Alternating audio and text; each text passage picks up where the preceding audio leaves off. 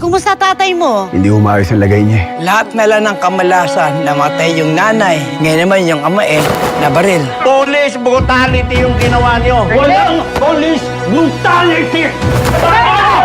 Kailangan po na ma-operahan, pero wala po kaming pera eh. Hindi ko po kakayanin kapag namatay po si Rudy.